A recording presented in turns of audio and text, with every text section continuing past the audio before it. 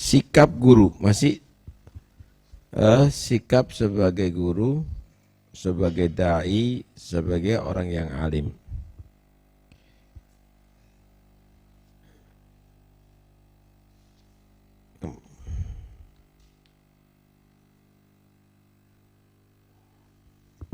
Annal mutakaffil bi ba'dil ulum la yanbaghi an yugabbiha fi nafsil muta'allim al-ulum allati wara'ahu.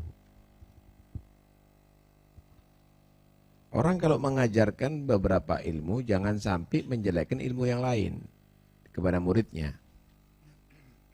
Jangan kalau ada orang yang mengajarkan lughatul Arabiyah misalnya, nggak perlu belajar fikih, yang penting itu bahasa Arab. Atau yang fikih mengatakan nggak perlu belajar tauhid, fikih aja. Nggak perlu itu nggak benar. Hah? Hal yang demikian ini akan membuat satu kecemburuan yang tidak benar. Ini sama dengan orang dibencikan dengan sesuatu untuk dicintakan kepada dia. Itu nggak benar. Nah, karena itu ini akhlak yang tidak benar bagi guru-guru, ustadz-ustadz kepada murid tadi itu. Tapi sebetulnya guru tadi itu ngasih semangat. Kau belajar bahasa Arab supaya bisa tahu ilmu tafsir, bisa tahu ilmu fikih, ilmu hadis yang lainnya. Karena kitab-kitab itu semuanya dengan bahasa Arab. Yang fikih juga begitu. Kau belajar fikih ini dilengkapi dengan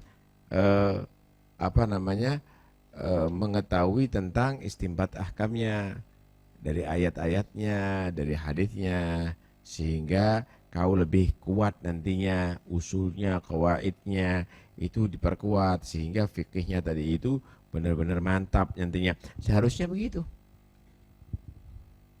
Nah, tugas atau sikap guru yang berikutnya itu an yaktasira bil muta'allim ala qadri fahmi. Mengajarkan ilmu seukuran kepahaman daripada si murid. Jangan dalam-dalam. Lah kalau diajari tentang dalam ilmu-ilmu yang dalam, jangan-jangan pemahamannya keliru nanti. Ini belum masih SMA diajari langsung operasi. Ya kacau nanti. Hah?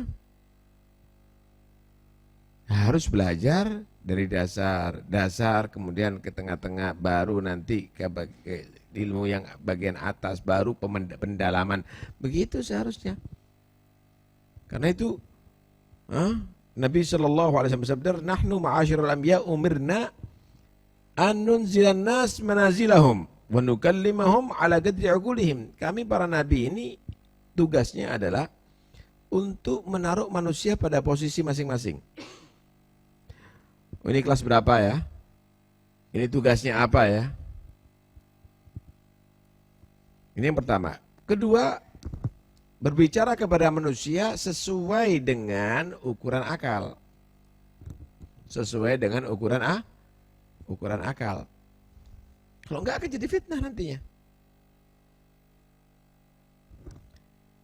Kira-kira orang tua, ente jadikan satpam. Ya ada maling disembul miber. Ini enggak bisa dong.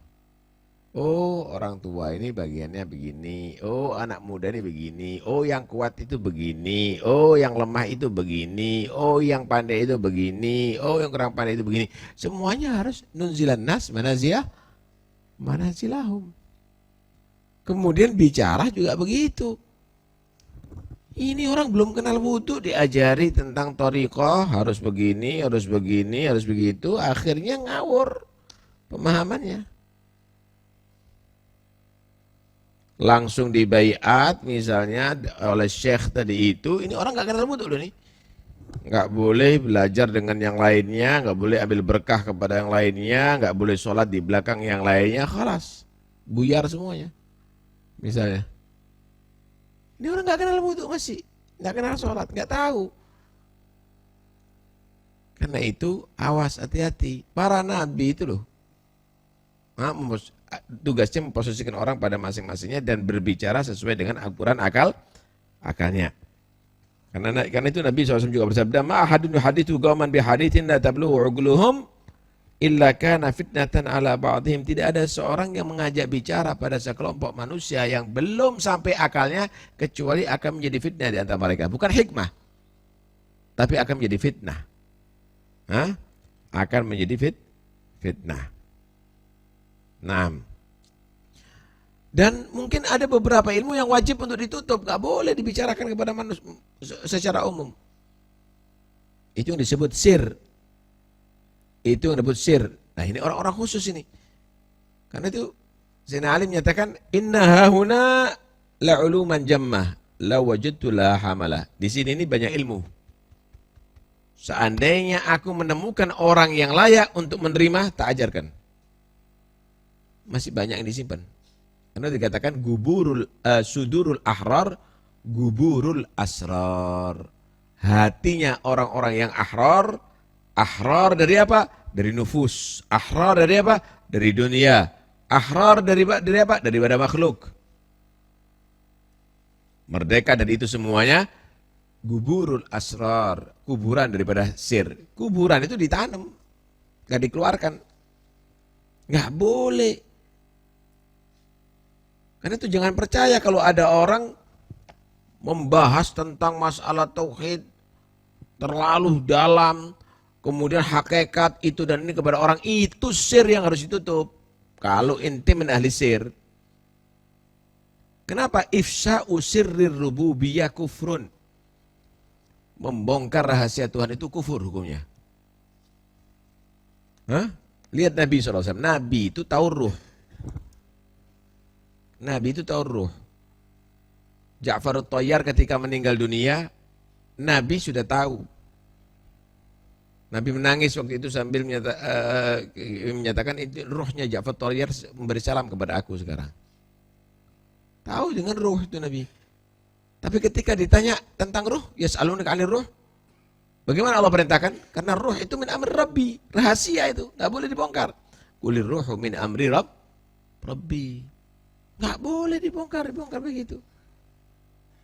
Ini soal di hakikat, bongkar-bongkar semuanya ini berarti enggak sholat itu dari kadzab kabir. Ini orang jahil murakkab. Hati-hati. Enggak ada ahlu sir begitu, enggak bisa. Ilmu itu saudara lebih daripada harta, lebih daripada amwal. Kalau menaruh ilmu itu harus kepada orang yang tepat. Bagaimana Allah menyatakan berharga harta? Wala tu'tus sufaha'a amwalakum. Jangan kamu berikan harta itu kepada orang safi yang nggak bisa tahu nilainya harta. Duit dibuat. Kepada anak kecil nggak boleh. Ilmu juga begitu, nggak boleh dibongkar kepada semua awam. Khawas boleh diajarkan. Kenapa? Khawas tahu bagaimana penggunaan itu ilmu. Ada dokter menerangkan, ini adalah racun, bahaya. Tapi ini adalah penawarnya kepada orang awam. Oh, minum aja, kemudian setelah itu minum penawarnya. Kan bodoh. Yang bodoh siapa? Dokternya. Tapi kalau berbicara kepada dokter, dia akan menggunakan, ketika ada orang kena racun ini, maka diobati ini. Begitu. Ini karena itu harus diukur dengan kepada siapa ia berbicara. Itu orang alim. Kalau ada orang alim ngomongnya nggak pakai mikir kepada semua orang, sok dia tadi itu menjadi orang arif billah, ngomongnya hakikat terus, ini ada bukan alim itu. Kenapa? Karena dia tidak melaksanakan wadhifatul muallimin. Tugas atau sikap si muallim. Yang berikutnya, annal muta'allim al-ghasir yang bagi an yulqa ilaihi al-jalil la'ik bih wa la yudhkar lahu anna wara'a hadha targigan wa huwa yadakhiru anhu. Kalau orang alim itu ketemu dengan orang yang kurang akalnya, ilmunya, kecerdasannya, ia ajari yang zahir aja, yang jali, yang jelas. Jangan nanti ini sebetulnya ada urusan yang penting, tapi jangan. Ini rahasia. Nah, ini rahasia. Kamu belum waktunya. Jangan. Nanti akhirnya menebak-nebak itu murid. Nanti akhirnya menebak-nebak murid. Atau jangan-jangan nanti si muridnya, aduh, aku nggak mampu berarti. Percuma dah ada belajar. Berarti aku nggak bisa naik kelas lagi. Berarti aku nggak bisa lebih tambah ilmuku lagi. Ini nggak benar ini. Karena itu bagi orang yang alim tetap, walaupun dia kepada orang yang awam, dia tadi itu tetap ngasih semangat. Masya Allah, kamu menghadiri majelis ilmu, pahalanya besar begini-begini. Tapi ilmu harus diamalkan, itu ingin dituntun ke sana. Ini ilmu biasa ini. Tapi ada ilmu-ilmu yang nggak perlu anak ajarkan kepada ente, karena ente belum tahu, karena itu, ini, dan ini. Membuat orang semakin drop, nggak ada semangat lagi nantinya. Itu nggak benar. Itu yang pertama. Yang kedua, berbicara kepada awam yang dibutuhkan oleh orang awam. Jangan yang dibutuhkan oleh orang awam. Nih masalah corona misalnya. Berbicara kepada orang awam, kasih tahu. Ini penyakit bisa kemana-mana. Karena itu kamu jaga kesehatan kamu ya. Sehat itu mahal. Nah, sebab-sebab penyakitnya itu begini. Kalau kamu begini, insya Allah kamu sehat. Sekarang imunnya harus diperkuat. Caranya begini, makanan ini, minuman ini, istirahatnya begini, pola hidupnya begini, diajarkan begitu. Ini untuk orang awam. Tapi kalau dokter kan lain. Virus itu begini, asal usulnya begini, itu. Lah ngomong sama orang awam seperti ngomong ada di universitas, yang ngeluh apa? Bingung semuanya. Karena itu pembicaraan tadi itu harus disesuaikan dengan orang yang diajak bicara, saat berbicara, tempat berbicara. Segalanya itu harus diukur itu semuanya, ya ikhwani. Karena itu jangan sampai membuka pintu pembahasan yang lebih dalam kepada orang yang awam. Itu semuanya bisa membuat mereka drop, sehingga tidak ada rohbah, ada keinginan untuk mencari ilmu, karena nggak mungkin akan bisa mengetahui dengan sebenarnya, atau jangan-jangan dia akan akhta fil faham, dia salah paham dan akhirnya memahami dengan yang keliru dan akan menjadi fitnah, bukan menjadi hikmah bagi mereka. Nah, yang berikutnya yaitu orang yang alim itu adalah mengamalkan ilmunya. Mengamalkan ilmunya. Saya mau tanya, kalau ada burung, bayangannya gambar burung atau gambar manusia? Ayang-ayangan. Burung itu bayangannya juga seperti burung. Manusia berdiri ya bayangannya juga manusia berdiri. Nggak mungkin bayangannya adalah bayangan gajah. Nggak mungkin itu. Pohon ya bayangannya pohon, begitu. Kayu ya kah? Ya kayu, itu sudah jelas. Orang alim itu amalnya, akhlaknya adalah berdasarkan ilmu. Seharusnya begitu. Ini enggak. Manusia tapi bayangannya gagak. Wah, disebut ustadz tapi akhlaknya koboi. Akhlaknya koboi, enggak bisa, saudara. Enggak bisa begitu. Ente ngelihat bayangan aja bisa menentukan ini siapa. Orang yang tuli misalnya, kelihatan. Ada kapal di atas. Kenapa? Ada bayangan kapal di bawah. Ada burung di atas. Kenapa? Ada bayangan burung ada di bawah. Orang tuli, orang nggak ngerti bisa tahu. Orang alim juga begitu seharusnya. Oh, ini orang alim ini. Kenapa? Istiqomahnya Masya Allah. Akhlaknya bagus ini. Hah? Akhlaknya bagus begini. Lah kalau memang ada misalnya manusia, lah kok dia bayangannya seperti gajah? Oh, berarti dia tadi itu menipu. Kenapa? Dia membentuk dirinya mungkin dengan tambahan atau dengan pengurangan atau dengan model sehingga dia tadi itu seperti gajah. Begitu juga orang yang alim tadi itu. Kalau dia tadi itu perbuatannya, ucapannya enggak sama dengan titelnya al-ustadz, ad-da'i, kiai, ini penipu ini. Penipu itu berarti. Nah, karena itu ada dikatakan syahadatuz zur.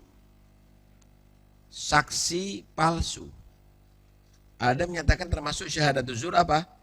An yalbasal insan libasas salihin wal galbu galbu syayatin. Manusia berpakaian orang soleh tapi hati setan. Hah? Tapi hati setan. Ada seekor anjing. Seekor anjing.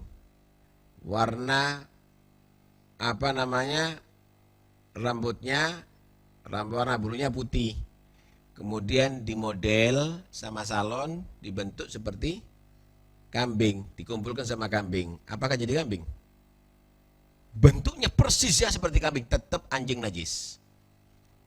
Nah, tetap anjing najis. Ente mau berkostum, pakai serban, pakai imamah, pakai jubah, ente pakai model apa aja di atas mimbar, tapi kamu tadi itu punya hati najis, kamu punya hati tidak benar, tetap kamu tidak akan berubah di sisi Allah sebagai orang yang jahat.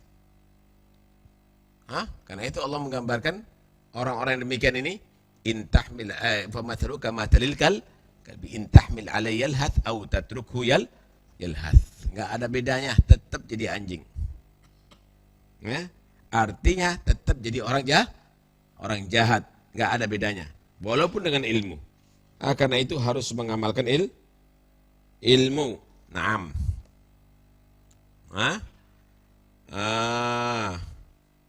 Hati-hati ya. Jadi segala sesuatu tadi itu harus diukur dengan ilmunya. Dikatakan la tanha an khuluqin wa ta'ti mithlahu 'arun 'alaika idza fa'alta 'azimu. Jangan kamu tadi itu mencegah manusia daripada satu akhlak tapi kamu melakukannya. Jelek sekali itu perbuatan. Aib itu saudara. Aib. Kalau misalnya ada benda yang lurus, kira-kira bayangannya bengkong apa lurus? Lurus saudara. Kalau orangnya baik, akhlaknya akan baik saudara.